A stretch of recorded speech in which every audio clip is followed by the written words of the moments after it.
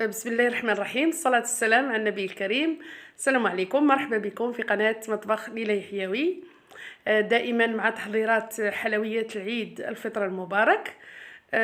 ودائما مع الحلويات الجافة. اليوم جبنا حلوى جافة اللي هي تشارك العريان، حلوى بنينة بزاف وسهلة التحضير وخفيفة وما فيهاش مراحل بزاف. واليوم راح نشوفوها بالعجينة السحرية، ان شاء الله تعجبكم. نفوتوا ديريكتومون للمقادير. واش عندنا هنا؟ كيلت لكم بالكاس. عندي كاس تاع سمن ذايب، عندي كاس تاع سكر غلاس، عندي كاس تاع مزهر، وعندي كاس تاع زيت عادي اللي نطيبوا فيها. هنا راني حندير مركز المزهر، باسكو المزهر اللي راه يجي شويه ناقص، يجي ناقص عطر. هنا ثاني عندي عطر الزبده، عندي قرصه تاع ملح بيان سور، وعندي شويه لافاني.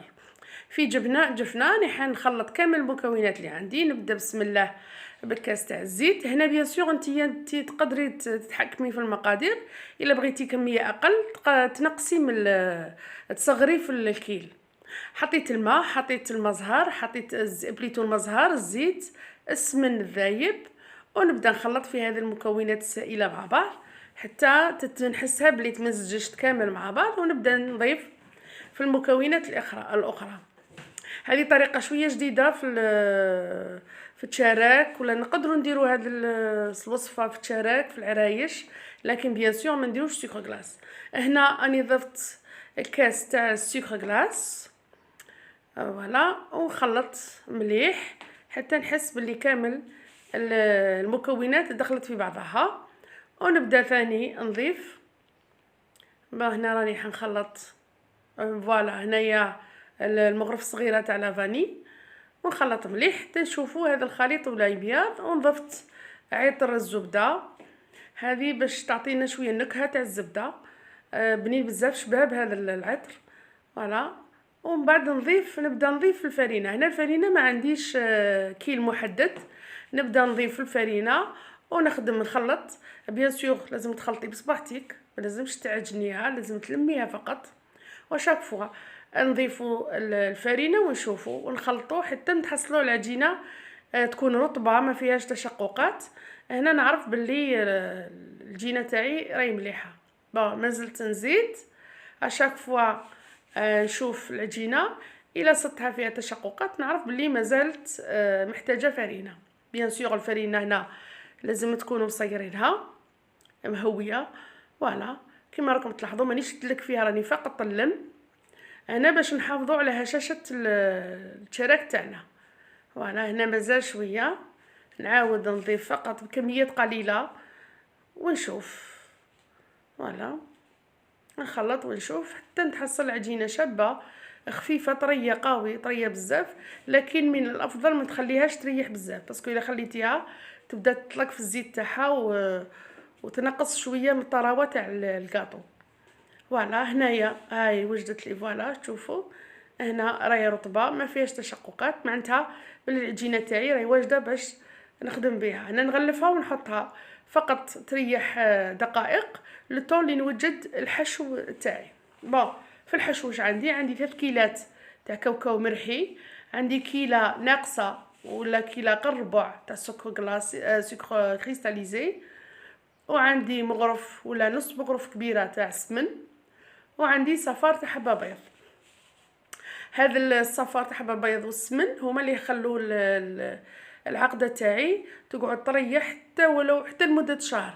مده شهر تسيبوها طريه، وبيان سور نلمها بالمزهر، فوالا. نحط المغرف، نص مغرف تاع السمن، نضيف صفار حبه تاع البيض، ونبقى نحل فيهم بين صباحتيه حتى يتخلطوا كامل مع الكاوكاو. وثاني من شروط نجاح العقده لازم يكون الكاوكاو شويه رطب، ما لازمش يكون حرش. وثاني كاطو الا بغيتوا العقده تقعد لكم طريه، كاطو ما طيبوش بزاف، ماشي ينشف قوي ولا يطيب بزاف كوشه اوتوماتيكمون العقده تيبس. نبدا نضيف بالعقل في المزهر، قيس 2 مغارف ولا 3، ونبدا نعجن فيها كي شغل نعجن في عجين، ولا حتى نتحصل على هذا القوام. نغلفو ونحطو بجيه ونبدا نخدم في التشارك تاعي.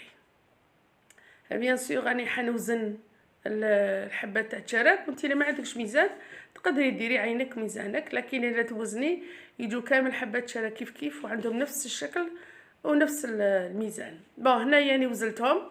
العجينه وزنتها 30 غرام والعقده وزنتها 10 غرامات. هنا بديت ديجا نخدم. نضل نوريلكم. ندو اون بول تاع عجين قلنا 30 غرام ونبدا نحل فيها على الطول بشكل مستطيل. بيان سور نستعين بالحلال. هنا هذه العجينه ما تخافيش عليها ولا ما تخافيش منها، ما تحلك ما والو. كنتو تشوفوا حليتها بشكل رقيق بزاف. ومن بعد نحط العقده تاعي ونحرص باش الاطراف يكونوا ما توصلش حتى للطرف، ونبقى نلوي في العجينه ونيفيتي الهواء، ما نخليش الهواء يوصل للداخل. بون ونلوي كما راكم تشوفوا ونبلع لي زيكستريميتي ونبقى نخدم. فوالا نبلع كامل على العقده ونبقى نخدم فيها غير بالعقل، ونبقى نرقق فيها بالاطراف ونخلي الوسطاني شويه خشين، ونصنع شكل تشراك كما راكم تشوفوا. فوالا باسهل طريقه.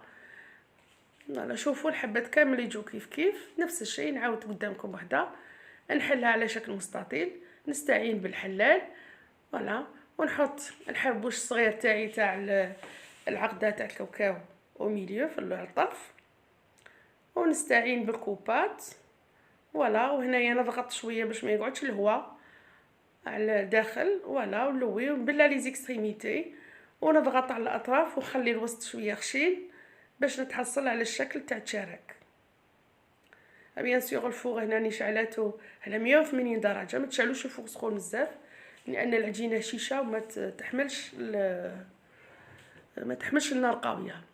قبل هذا الشيء اني حرم ماده التشراك تاعي. هنا عندي بيض، عندي كاوكاو كونكاسي، وهنا عندي شويه فاني. ندي فتيته شويه فقط مغرف صغيره تاع لا فاني نحطها مع البيض باش نحي من ريحه البيض ولا ما تبقاليش ريحه البيض داخل الكاطو. فوالا نخلط مليح ونبدا افيك ان بانسو. ندي الحبه تاع التشراك تاعي نحطها في يدي، نمسح عليه كامل بالبلون دوف، ومن بعد نحطها في الكاوكاو كونكاسي. ترفد كميه مليحه ونحطها في الصني تاعي، وبيان سور نحطها في الكوشه طيب. فوالا حتى نتحصل على اللون الوردي. هنايا كي طيب تقدري تبودريها ولا تنثري عليها شويه سكر كلاص، سينو تخليها على الشكل الطبيعي. هي حلوه محبوبه بزاف، خفيفه وسهله وما فيهاش مراحل، خاصه الناس اللي ما يبغوش يتعبوا بزاف مع الكاطو. والبنه مضمونه، ونتمنى ان شاء الله تجربوها وتفرحوا بها وتفرحوا وليداتكم بها. وما بقى لي غير نقول لكم بقوا على خير ولا بروشين.